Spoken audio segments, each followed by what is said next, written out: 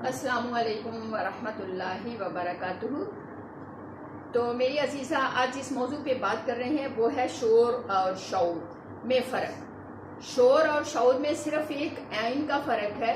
शोर पता है बेवकूफ़ लोग डालते हैं, नासमझ लोग डालते हैं, जो शैतान के दोस्त होते हैं वो डालते हैं शोर। नजायज़ ऐसे इधर उस पर हावी हो गए, उस पर हावी हो गए, उस पर हावी हो गए।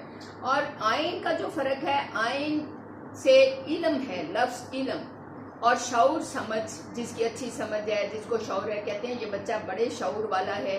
तो मेरी अजीज़ा, शोर वाले शोर डालते हैं, ऐसे कह लो कि दरिंदे की तरह भौंकना शुरू कर देते हैं, लेकिन इल्म वाले शऊर वाले अपनी खामोशी से उसको सह के सब्र करके अपने दर्जात बुलंद कर लेते हैं, और उनका जवाब उसकी खामोशी होती है और उनकी तरफ देखते रह जाते हैं। अल्लाह ताला आपको हमें इल्म और शऊर अता फरमाए, यानी इल्म के साथ समझ अता फरमाए और उस पर हम अमल कर सकें और सब्र व शुक्र कर सकें। अल्लाह ताला आपको हमें तौफीक दे।